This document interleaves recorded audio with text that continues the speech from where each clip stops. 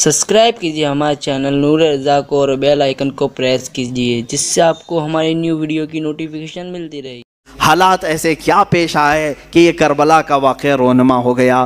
حالات ایسے کیسے آ گئے کہ اتنا بڑا سانحہ ہو گیا؟ میں آپ کو بتاؤں کہ حالات حضرت امیر معاویہ کے انتقال کے بعد سے خراب ہو گئے، بہت خراب، حالانکہ اس سے پہلے ہی خراب ہو گئے تھے۔ آپس میں جنگیں ہوئی، خانہ جنگیاں ہوئی، ایک دوسروں کی لڑائیاں ہوئی، میں ان سب کی طرف نہیں جاتا۔ مولا علی کرم اللہ وجہہ الکریم کی وفات کے بعد حضرت امیر معاویہ نے خلافت کا اعلان کیا، اور ان کی خلافت سن 40 ہجری سے لے کر 60 ہجری تک 20 سال تک چلی، اور 20 سال تک دمشق سے حضرت امیر معاویہ رضی اللہ تعالیٰ عنہ نے خلافت قائم کی، اور یہ چلتی رہی۔ اس دوران بہت سارے فتوحات بھی ہوئے، اسلامی سلطنتیں بڑھتی بھی رہیں، ان کا انتقال ہوا۔ اب جو معاملہ خراب ہوا وہ یہاں سے ہوا کہ حضرت امیر معاویہ کا بیٹا یزید تھا، وہ تھے صحابی رسول، حضور صلی اللہ علیہ وسلم کے سالے بھی لگتے ہیں رشتے میں، حضور کی زوجہ ہیں حضرت ام حبیبہ رضی اللہ تعالیٰ عنہ، جو حضرت امیر معاویہ کی سگی بہن ہیں، اسی لیے حضرت امیر معاویہ کو امت کا ماموں بھی کہا جاتا ہے۔ وہ ام المومنین حضرت ام حبیبہ کے سگے بھائی ہیں۔ امیر معاویہ کا جو بیٹا تھا وہ ناہنجار تھا، وہ صحیح آدمی نہیں تھا، فاسق و فاجر تھا۔ ہاں، یہ اور بات ہے کہ روایات یہ بتاتی ہیں کہ ان کی زندگی میں اس کا فسق و فجور ظاہر نہیں تھا۔ ان کی زندگی میں باپ جب تک تھے اس کی برائیاں، اس کی عیاشیاں ظاہر نہیں تھیں۔ جیسے ہی ان کا انتقال ہوا، تخت پر یزید بیٹھا، یزید جیسے ہی خلافت قائم کر لیا دمشق میں، اور ملک شام والوں نے سب بیعت کر لیا، یزید کو حاکم مان لیا، اس کو خلیفہ امیر المومنین تسلیم کر لیا۔ لیکن جو صحابہ تھے، بڑے صحابہ، انہیں معلوم تھا اس کے حالات خراب ہیں، یہ اچھا آدمی نہیں ہے۔ اس کا شراب پینا بھی ثابت تھا، اس کا نماز ترک کرنا بھی ثابت تھا، دن بھر اس کا بندروں سے اور جانوروں سے کھیلنا بھی ثابت تھا۔ یہ سب چیزیں جنہوں نے دیکھا ہے، کیا اسے اپنا حاکم تسلیم کر لیں گے؟ یہ ہمارا زمانہ نہیں ہے جو ہم کسی پاگل کو بھی حاکم تسلیم کر لیتے ہیں۔ ہاں، یہاں کسی ڈمرو بجانے والے کو بھی ہم بٹھا لیتے ہیں، گدھے کو بھی سر پہ بٹھا لیتے ہیں۔ یہ زمانہ نہیں تھا، وہ صحابہ کا زمانہ تھا، وہ تابعین کا زمانہ تھا۔ وہاں نماز ترک کرنے والے کو بھی حاکم نہیں بنایا جاتا۔ تو یہی معاملہ ہو گیا۔ یزید کی خلافت کا اعلان ہونے کے بعد صحابہ میں آپس میں یہ باتیں گردش کرنے لگ گئی کہ آخر اس کو کیسے تسلیم کیا جائے۔ اس وقت جو خلافت کے امیدوار تھے، جو اہل تھے، وہ اور بھی صحابہ تھے، جیسے مکہ مکرمہ میں حضرت عبداللہ بن زبیر رضی اللہ تعالیٰ، یہ حضرت زبیر کے بیٹے، حضرت ابوبکر صدیق کے نواسے، حضرت اسماء کے بیٹے حضرت عبداللہ، یہ مکہ میں تھے، وہ بھی خلافت کے اہل تھے۔ مدینہ طیبہ میں حضرت امام حسین رضی اللہ تعالیٰ عنہ تھے، اور حضرت عبداللہ ابن عمر بھی تھے، حضرت عبداللہ ابن عباس بھی تھے، حضرت عباس حضور کے چچا کے بیٹے۔ یہ بڑے صحابہ موجود تھے اس وقت۔ لیکن یزید نہ صحابی ہے، نہ حضور کی زندگی میں کبھی رہا ہے۔ حضور کی وفات کے 15 سال بعد تقریباً وہ پیدا ہوا ہے، 25 ہجری میں۔ اس کو جب خلیفہ بنایا گیا تو ظاہر سی بات ہے معاملات خراب ہو گئے۔ اب یزید نے طاقت کے بل بوتے، اپنے سورس کے بل بوتے اپنی خلافت کو قائم کرنا شروع کیا۔ اب اسے خطرہ جو تھا وہی مکہ سے تھا، مدینے سے تھا، اور کوفہ سے تھا۔ کوفہ میں حضرت علی کے چاہنے والے بہت لوگ تھے۔ کوفہ حضرت علی کے محبین کا ایک مرکز تھا پہلے سے، اگرچہ ان لوگوں نے پہلے بھی دھوکہ دیا ہے۔ حضرت علی کا انتقال بھی کوفہ میں ہوا، حضرت امام حسن کا بھی زہر دیا گیا کوفہ میں، یہ سب حالات ہوئے۔ لیکن وہاں چاہنے والوں کی کثرت بھی بہت تھی، اور اکثر ایسا ہوتا ہے کہ آج بھی چاہنے والے بہت ہوتے ہیں لیکن کچھ غداری کرنے والے ہوتے ہیں، تو ان کو آج بھی کوفہ سے جوڑا جاتا ہے کہ کوفی تو نہیں ہے، یہ مسل مشہور ہو گئی ہے۔ تو امام حسین مدینہ میں تھے، عبداللہ بن زبیر مکہ میں تھے۔ یہ ان جگہوں پر سے خطرہ لاحق تھا، کس کو؟ یزید کو، کہ اگر یہ لوگ بغاوت کر گئے، یہ لوگ اگر میری چیز میری خلافت کو تسلیم نہیں کیے تو ایک بہت بڑا طبقہ مسلمانوں کا ان کی طرف چلا جائے گا اور پھر میری خلافت کو قائم کرنا بہت مشکل ہو جائے گا. اور اس کے جتنے مشیر تھے وہ سب کے سب عیاش قسم کے تھے. ایک بات یاد رکھیں, کبھی حاکم ڈینجر بنتا ہے تو اس کے مشیروں کی وجہ سے. مشورے دینے والے اگر بہت خطرناک ہوں تو حاکم بھی بہت خطرناک بن جاتا ہے. ایسے اکثر ہوا ہے. تو یزید کے جو مشیر تھے وہ سب ظالم تھے, مشورے بہت بھیانک قسم کے دیتے تھے. ان کے مشوروں کی وجہ سے ہی تو کربلا ہو گیا. یزید فوج کی فوج بھیجتا رہا. حسین اعظم اس وقت تک مدینہ طیبہ میں تھے. سیدنا امام علی مقام مدینہ طیبہ میں تھے, ان کا گھر مدینہ میں تھا, اہل بیت خاندان سب مدینہ میں رہ رہے تھے. اب یزید نے اپنا گورنر وہاں پر مدینہ طیبہ میں مقرر کیا اور سب سے پہلے بیعت لینے کے لیے مدینہ بھیجا, اور وہاں کے گورنر سے کہا حسین کو بلاؤ, عبداللہ بن عمر کو بلاؤ, اور جو مدینہ میں بڑے صحابہ ہیں ان کو بلاؤ اور ان سے میری بیعت لے لو اور کہو کہ یزید امیر المومنین ہے, خلیفۃ المسلمین ہے. گورنر کو جیسے ہی آرڈر آیا ان تینوں کو بلایا اس نے, اس میں امام حسین بھی تھے. گورنر نے کہا خلافت قائم ہو چکی ہے دمشق میں, آپ حضرات تسلیم کر لیں, آپ یزید کو خلیفہ مان لیں. حضرت امام حسین فوراً کھڑے ہو گئے. کیا تم مجھ سے ایسے کو خلیفہ ماننے کو کہتے ہو جس کی نمازوں کا کوئی ٹھکانہ نہیں, جو عیاش ہے, فسق و فجور میں مبتلا ہے, جو عورتوں کا دل دادا ہے؟ میں ہرگز تسلیم نہیں کرتا. آپ اٹھ کر کے چلے گئے. اس کے بعد جب یہ بات یزید کو پتہ چلی تو گورنر کو سخت آرڈر آیا کہ یا تو ان کی بیعت لے لو یا تو پھر ان کو قتل کر ڈالو.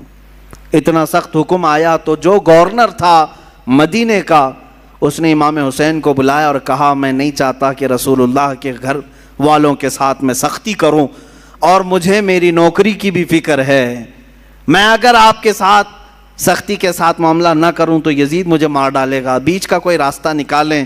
تو امام حسین نے کہا ٹھیک ہے, میں بیچ کا راستہ یہ نکالتا ہوں کہ میں مدینے سے نکل جاتا ہوں, میں مدینہ طیبہ سے ہی نکل جاتا ہوں تاکہ تجھے کوئی سختی وہ نہ کر سکے. اس نے گورنر نے کہا ٹھیک ہے آپ یہ کام کر سکتے ہیں.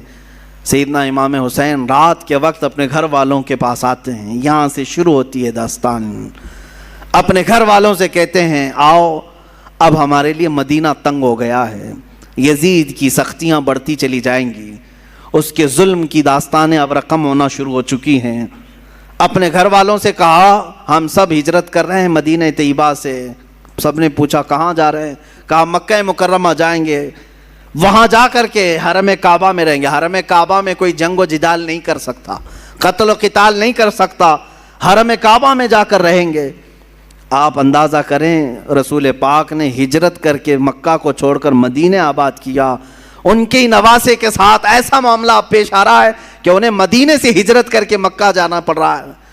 رات کے وقت اپنے گھر والوں کو اٹھایا اور جتنے لوگ تیار ہوئے ہیں اس میں اپنے عزیز خاندان کے لوگ تھے. مدینے سے پہلے کچھ ہی لوگ تیار ہوئے. آپ کی 2 بیویاں ساتھ میں تھیں, آپ کے شیر خوار بچے حضرت علی اصغر, آپ کے جوان بیٹے حضرت علی اکبر, آپ کے بھتیجے حضرت امام قاسم, اور آپ کی بھتیجی, اور آپ کی اپنی بڑی بیٹی حضرت سکینہ رضی اللہ تعالیٰ عنہا. یہ سب گھر والوں کا ایک قافلہ نکلا. پہلے تو یہ لوگ 12-15 کی تعداد میں تھے, اور صبح کا وقت تھا جب مدینے سے یہ قافلہ نکلنے کو تیار ہوا. روضہ رسول پر میرے آقا کی بارگاہ میں امام حسین آئے. میرے عزیزو اب پھر یہاں سے حالات ہمارے بے قابو کر جاتے ہیں. میں یہ چاہتا ہوں کہ اس بار کے بیانات میں اب ہم رونے دھونے کو فوقیت نہ دیں. غم حسین تو تڑپاتا ضرور ہے, لیکن ہم اپنے جذبوں کو جوان رکھنا چاہتے ہیں, اور ہم چاہتے ہیں کہ اب حسینی کردار ادا کرنے کا وقت آ جائے. ہمارے جوانوں میں پھر وہ غیرت بیدار ہو جائے کہ ہم دین کی خاطر ہر مصیبت کو اور مشقت کو اٹھانے کے لیے تیار ہو جائیں. حسین اعظم روضہ رسول پر آئے, میرے آقا صلی اللہ علیہ وسلم کو سلام پیش کیا اور درد بھری آواز سے کہا یا رسول اللہ, یا ابتا, اے میرے باپ. حضور کو اکثر وہ ابا کہہ کر کے ہی پکارتے تھے. میرے آقا کی بارگاہ میں پکار کر کے کہا آپ کے مدینے سے مجھے निकलना पड़ रहा है, मेरे लिए मदीना तंग कर दिया गया, मेरे छोटे बच्चे लेकर के मैं रवाना हो रहा हूँ। ये कैफियत तो मेरे आका ही जाने, कब्र अतहर से उस हुसैन को रुखसत होता हुआ देखकर मेरे आका पर क्या गुजर रही होगी, जिसके गर्दन को मेरे आका ने बोसे लिए, जिसको सूंघा करते थे, जिसको दोष पर बिठाया करते थे, जिसको सजदों पर अपनी पुश्त पर बिठाया करते। उस हुसैन की रुखसती यकीनन गम का माहौल तो था। मेरे आका सल्लल्लाहु अलैहि वसल्लम के रोज़े अतहर से निकलकर सैयदा कायनात फातिमतुज़ ज़हरा रज़ियल्लाहु तआला अन्हा जो जन्नतुल बकी में दफन थी, उनके रोज़े पर आए, अपनी माँ की तुरबत पर आपने लिपट करके रोया और रुखसती की इजाज़त मांगी और कहा, आपका हुसैन अगर मदीना छोड़ रहा है तो सिर्फ इसलिए कि रसूलुल्लाह का ये मदीना खून से आलूदा ना हो, मुसलमानों का खून ना बहे। मैं मुसलमानों का खून बहना नहीं देखना चाहता और मदीने की हुर्मत को पामाल होने नहीं देना चाहता, मुझे इजाज़त दी जाए। हुसैन आज़म ने अपनी माँ से इजाज़त ली, अपने छोटे बच्चों का एक काफ़िला लेकर निकल पड़े। मेरे अजीज़ों, घर वालों का काफ़िला जब मदीना छोड़ रहा है क्या कैफियत होती है। हम जैसे निकम्मे, हम जैसे गुनहगार सिर्फ 7 दिन या 8 दिन के लिए उम्रे पर मदीने जाते हैं तो छोड़ने का दिल नहीं चाहता। मदीने से रुखसत होते हैं तो आंसुओं की कतारें लग जाती हैं। कभी हम रोज़े को देखते हैं, कभी हम बस में आगे का सफ़र देख रहे होते हैं। मदीने की सरहदें निकलने तक दिल बार बार हिचकोले खाता रहता है कि मदीना छूट रहा है, मदीना छूट रहा है। हम तो तमन्ना ये लेकर के जाते हैं कि काश मदीने में मौत आ जाए, मेरे आका के कदमों में दफन होना नसीब हो जाए। लेकिन जब रुखसती का वक्त आता है, पूछो हाजियों से क्या कैफियत होती है, उम्रा करने वालों से पूछो।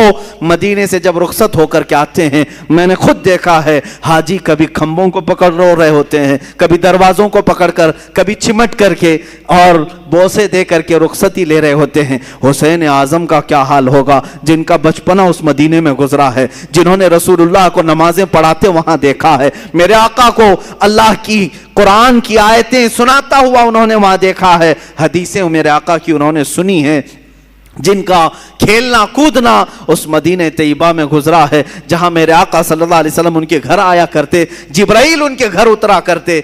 ये सारी यादें छोड़ करके हुसैन आज़म हिजरत कर रहे थे।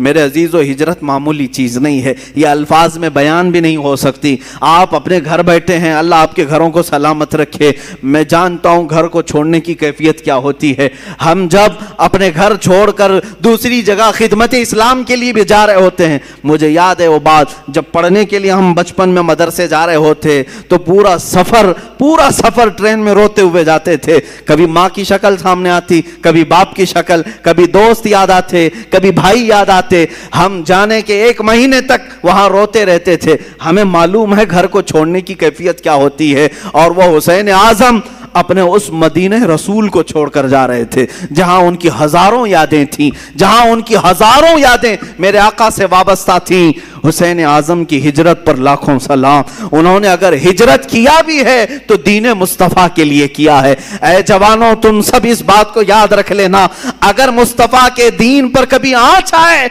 अगर वतन छोड़ना पड़े, हिजरत करना पड़े, तो हिजरत को भी हम बर्दाश्त कर सकें, इसलिए कि सिर्फ और सिर्फ दीन के लिए जिसने हिजरत किया, वमन युहाजिर फी सबीलिल्लाह, अल्लाह कुरान में फरमाता है, जो अल्लाह की राह में हिजरत किया, अगर बीच रास्ते भी उसकी मौत आ जाए, अल्लाह उसका अजर तैयार कर रखा है। हिजरत का बड़ा अजर और सवाब भी है।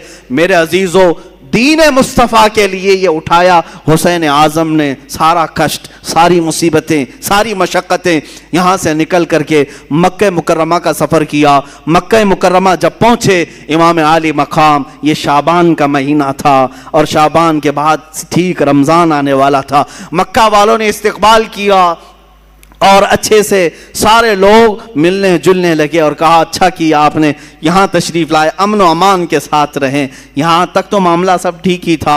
इमाम हुसैन अगर मक्का ही में रह जाते, वहीं पर तवाफ़े काबा, हरम काबा में मुकीम रहते तो कुछ होना न था। लेकिन क्या करें, कुदरत का लिखा हुआ वो गालिब आकर रहेगा। इनकी शहादत अचानक नहीं हुई है मेरे अजीज़ों। हुसैन आज़म की शहादत उनके बचपन में ही मशहूर हो गई थी। हुजूर अकरम सल्लल्लाहु अलैहि वसल्लम उम्मे सलमा अपनी ज़ौजा के पास एक शीशी में थोड़ी सी मट्टी ला करके देते हैं और कहते हैं, ए उम्मे सलमा, जिब्राइल मेरे पास आए थे और उन्होंने कहा, या रसूल अल्लाह, आपकी उम्मत आपके इस नवासे को ایک جگہ پر قتل کر دے گی اور خون بہا دے گی۔ میں رونے لگا تو جبرائیل اس جگہ کی مٹی بھی لا کر مجھے دے گئے۔ سلمہ کہتی ہیں میرے آقا نے وہ مٹی مجھے دی اور کہا جس دن یہ مٹی سرخ ہو جائے سمجھ لینا اے سلمہ میرا بیٹا شہید ہو گیا، میرا نواسہ شہید ہو گیا۔ یہ کب میرے آقا نے بشارت دی تھی؟ جب حسین اعظم کی عمر ابھی 5 سال کی تھی۔ 5 سال کی عمر میں ہی ان کی شہادت کی خبر مشہور ہو چکی تھی۔ پھر بھی لوگ کہتے ہیں حضور کو پیٹھ پیچھے کا علم نہیں تھا، جو اپنے نواسے کی 50 سال بعد ہونے والی شہادت کی خبر دے رہے ہوں۔ میرے آقا صلی اللہ علیہ وسلم غیب دان نبی ہیں۔ آقا کونین صلی اللہ علیہ وسلم نے فرمایا تھا اور قدرت کا لکھا غالبانہ تھا، رمضان کا مہینہ چل رہا تھا، بیچ رمضان میں کوفہ والوں نے خط لکھنا شروع کیا۔ یہ کوفہ شہر ہے کیا؟ یہ سارا ماجرا یہ کوفہ میں آ کر کے اٹکتا ہے۔ کوفہ والے ایک ایسا شہر ہے جس کو تقریباً 14 یا 16 ہجری میں بسایا گیا تھا، اور ان لوگوں کی فطرت میں اس طرح عیب نکالنا یا فوراً کسی کا ساتھ چھوڑ دینا یہ دغا بازی پہلے سے رہی اور شاید آج تک بھی ہوگی، آج تک بھی رہی ہوں۔ کوفی لوگ اس طرح کی دغا بازیاں کرتے رہے، لیکن وہ شیعان علی میں سے تھے، حضرت علی کی محبت کا دعویٰ کرتے تھے۔ تو حضرت امام حسین کا مدینے سے ہجرت کر کے مکہ آنا جیسے ان کو پتہ چل گیا کہ امام حسین نے یزید کی بیعت نہیں مانی، تو کوفہ والے بھی یزید کو نہیں مانتے تھے۔ انہوں نے کہا کہ اچھا ہو گیا ہمارے اوپر کوئی امام نہیں ہے، ہم خط لکھ کر کے حسین اعظم کو یہاں بلاتے ہیں، کوفہ میں ان کے ہاتھ پر بیعت کر کے ان کی خلافت کا اعلان کر دیں گے، اور پھر دھیرے دھیرے یزید کو بھی ختم کر دیں گے، اور ساری جگہوں پر ایک ہی خلافت قائم ہوگی، اور وہ ہوگی حسین اعظم کی خلافت۔ کوفہ والوں نے یہ سوچ کر کے خط لکھنا شروع کیا اور حضرت امام حسین کو کہا ہم آپ کے باپ کے وفادار ہیں، آپ کے بڑے بھائی کے وفادار ہیں، آپ تشریف لے آئیں۔ خط پہلے 5-6 خط آئے، آپ نے دیکھا اور رکھا، صحابہ سے مشورہ کیا، سارے صحابہ نے انکار کیا، آپ کوفہ نہ جائیں۔ آپ کے والد گرامی وہیں انتقال کیے، وہیں مارا گیا آپ کے والد حضرت علی کو، اور امام حسن کو زہر دینے والوں میں بھی وہی لوگ تھے، اب آپ نہ جائیں۔ تو مشورہ ایسے ہی ہوتا رہا، ٹلتا رہا، خط پہ خط آتے رہے۔ ایک وقت ایسا آیا کہ 56 خط ایک ساتھ آئے، بعض روایات میں کئی 100 خط آئے جس میں سب مہریں تھیں، سائن تھی، دستخط تھے، اور اس میں آخر میں یہ خط آ گیا اے حسین اعظم اگر آپ نہیں آتے اور قیامت کے دن ہم سے سوال ہو گیا کہ تم نے یزید جیسے فاسق و فاجر کی بیعت کیوں کی، تو ہم کوفہ والے کہیں گے اے اللہ ہم نے رسول اللہ کے نواسے کو بلایا تھا، وہ نہیں آئے، اس لیے ہم نے یزید کی بیعت مان لی۔ حسین اعظم کو یہ بات بہت لگ گئی، کہا ان لوگوں نے تو ایسی بات رکھ دی ہے، قیامت کے دن اگر مولا مجھ سے سوال کر لے کہ حسین تم اہل تھے خلافت کے اور لوگ بلا بھی رہے تھے، تم نے ان کو یزید جیسے فاسق و فاجر کے حوالے چھوڑ کر مکہ میں امن و امان کیوں لے لیا، تمہیں جانا چاہیے تھا، میں کیا جواب دوں گا اللہ کی بارگاہ میں؟ تو حضرت حسین سارے لوگوں کے مشوروں کو رکھتے ہوئے خود اٹھ جاتے ہیں۔ یہ رمضان بھی ختم ہوا، حج کا موسم قریب آ چکا تھا، امام حسین رضی اللہ تعالیٰ عنہ نے کہا نہیں اب میں کوفہ جاتا ہوں۔ پھر بعد میں اصرار ہوا، منع ہوتا رہا، پھر صحابہ کی ایک رائے بیچ میں نکل آئی، حضرت عبداللہ ابن عمر، حضرت عبداللہ ابن زبیر رضی اللہ تعالیٰ عنہما نے کہا ایسا کریں آپ کے جو معتمد ہیں جو بہت خاص ہیں ان کو آپ بھیجیں، اور اگر وہ آپ کو کہہ دیں کہ یہاں حالات ٹھیک ہے تو آپ چلے جائیں۔ تو امام حسین نے اپنے بھائی حضرت امام مسلم بن عقیل رضی اللہ تعالیٰ جو آپ کے چچیرے بھائی تھے، حضرت امام حسین کے چچیرے بھائی تھے، بڑے معتمد تھے، سفر میں ہمیشہ ساتھ رہتے۔ اچھا یہ بھی میں بتاؤں امام حسین جب مکہ آئے تو الگ الگ علاقوں سے سب ہجرت کر کے اس قافلے میں شامل ہو گئے تھے، تب جا کر کے یہ قافلہ 82 لوگوں کا ہو گیا تھا۔ جو 82 کی تعداد آپ سنتے ہیں یہ دھیرے دھیرے بیچ بیچ میں ملتے آئے۔ تو امام حسین نے حضرت امام مسلم کو بھیجا کہ آپ جائیں کوفہ اور وہاں جا کر کے آپ خط لکھیں، اگر حالات صحیح ہوں گے تو میں اپنے قافلے کو لے کر کوفہ آ جاؤں گا۔ امام مسلم نکلے اور جب وہ راستے میں گئے تو کچھ لوگوں سے راستہ پوچھتے ہوئے کوفہ تک پہنچے۔ میں بہت مختصر سے حالات بیان کر رہا ہوں میرے عزیزو۔ امام مسلم جب کوفہ آئے تو کوفہ والوں نے بہت شاندار استقبال کیا، بڑا شاندار استقبال کیا، اور اس کے بعد آپ کو گورنر ہاؤس میں لے گئے۔ وہاں جانے کے بعد نعمان بن بشیر نام سے جو وہاں گورنر تھے ان کو ہٹایا گیا۔ امام مسلم بن عقیل کے ہاتھ میں 12,000 کوفیوں نے بیعت کیا۔ روز صبح شام آپ کے ارد گرد بھیڑ لگی رہتی تھی، لوگ چاہنے والوں کی کثرت تھی۔ امام مسلم نے دیکھا کوفہ والے سچے عقیدت مند ہیں، سچی محبت والے ہیں، تو امام حسین کو انہوں نے خط لکھ دیا، حالات سب اچھے ہیں، آپ تشریف لے آئیں۔ امام مسلم بن عقیل نے جب یہ حالات دیکھ کر خط لکھا، اچانک معاملہ پلٹ گیا۔ کیسے؟ یزید کو خبر دی گئی کہ امام مسلم وہاں کوفہ پہنچے ہیں، حسین کی طرف سے وکیل بن کر، اور بیعت لے رہے ہیں تمہارے خلاف وہ خلافت کا اعلان کرنے والے ہیں۔ یزید نے پوچھا کیا کیا جائے؟ کہا گیا، اس سے مشورہ دینے والوں نے کہا نعمان بن بشیر جو وہاں کے گورنر ہیں وہ نرم دل ہیں، یا تو پھر وہ خود ہی یہ کام کرا رہے ہوں گے، ان کو ہٹاؤ، ایک سخت قسم کے آدمی کو وہاں بھیجو۔ پوچھا گیا کون ہو سکتا ہے ایسا سخت آدمی؟ تو سارے لوگوں نے عبید اللہ ابن زیاد کا نام لیا، جو ایک زانیہ کا بیٹا تھا اور بڑا ہی سخت قسم کا آدمی تھا، رحم نام کی کوئی چیز ہی نہیں تھی۔ ابن زیاد یہ بصرہ میں رہتا تھا، یزید نے اس کو گورنر بنا کر کوفہ بھیجا۔ وہ چوری سے کوفہ میں آیا، گورنر ہاؤس میں داخل ہو گیا، رات کے وقت آیا، کوفہ والوں کو معلوم نہیں ہوا۔ اچانک آتے ہی اس نے گورنر ہاؤس پر کھڑے ہو کر اعلان کیا، میں خلیفۃ المسلمین یزید کی طرف سے گورنر بن کر کے آیا ہوں، نعمان بن بشیر بھی نہیں، مسلم بن عقیل بھی نہیں، اب تم سب کے سب یزید کی بیعت کرو۔ سب لوگ بھڑک گئے، بپھر گئے، سب گورنر ہاؤس کا احاطہ کیے، لیکن یہ چالاک عیار آدمی نے کوفہ کے معزز خاندانوں میں سے کچھ لوگوں کو گرفتار کر کے اپنے گورنر ہاؤس میں بند کیا تھا، اور 10-12 لوگ ایسے تھے جن کو قید کر کے رکھا تھا۔ امام مسلم کے ساتھ 10,000 لوگ آئے، گورنر ہاؤس کے اطراف گھیرا کیا۔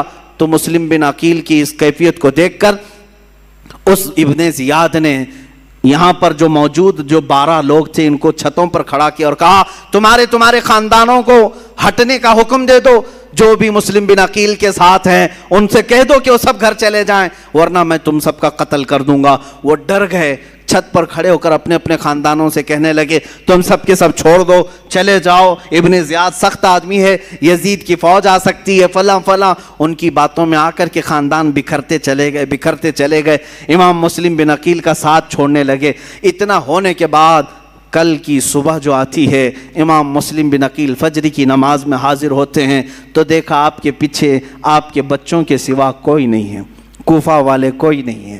یہ وقت کا بڑا عالمیہ ہے جب کسی امام وقت کو چھوڑ دیا جاتا ہے۔ عزیزان گرامی، یہ وقت ہمیشہ آتا رہتا ہے اور ہمیں بتاتا رہتا ہے لوگوں کے چھوڑ دینے سے دین رکتا کبھی نہیں ہے۔ اگر کوفہ والے دھوکہ کیے تھے امام مسلم کے ساتھ تو دین ختم کبھی نہیں ہوا، دھوکہ کیا اور لعنت قیامت تک اپنے سروں پر لے لیا، لیکن دین تو پھلتا پھولتا ہی رہا۔ آج بھی میں کہتا ہوں دین کا کام اگر تم کرنے کے لیے کھڑے ہو گئے، اگر کسی نے تمہارا ساتھ چھوڑ دیا تو وہ لعنت کا شکار ہوگا، دین تو کبھی نہیں رکے گا، تمہارے ساتھ دین کا نام قیامت تک رہے گا۔ عزیزان گرامی، میں وقت کی قلت کی وجہ سے اب اپنی گفتگو کو ختم کرتا ہوں، باقی کا واقعہ کل عرض کروں گا۔ امام مسلم بن عقیل رضی اللہ تعالیٰ عنہ کو تنہا پا کر کے ایک ہانی بن عروہ نام سے شخص تھے، وہ بڑے معزز تھے، انہوں نے پناہ دیا اپنے گھر میں۔ ابن زیاد کو خبر لگی تو ہانی بن عروہ 80 سال کے تھے، ان کو بلایا اور گورنر ہاؤس میں اوپر سے انہیں ڈھکیل کر کے قتل کر دیا۔ جنہوں نے امام مسلم بن عقیل کو پناہ دیا تھا ان کا قتل کر دیا۔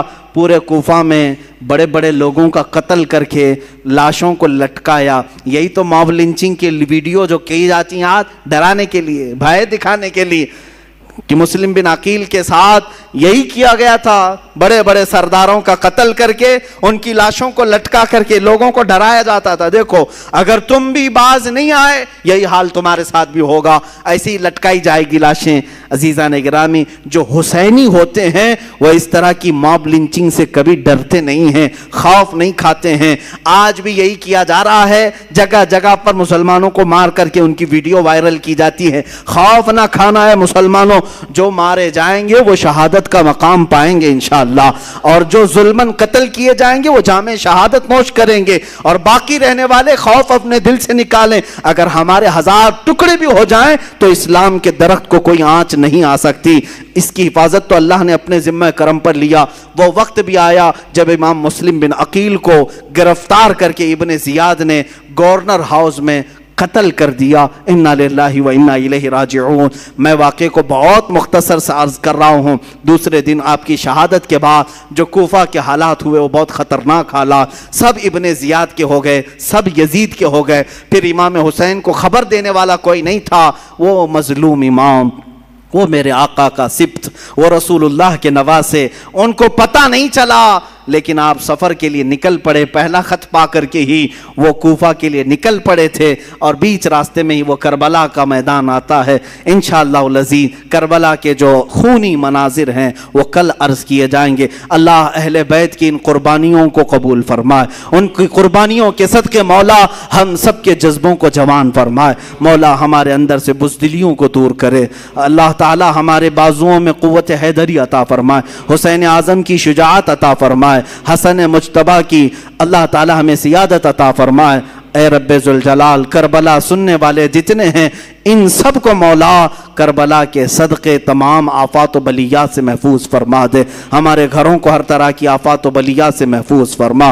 وصلی اللہ تعالی علی خیر خلقہ محمد وآلہ واصحابہ اجمعین، وآخر دعوانا الحمد للہ رب العالمین۔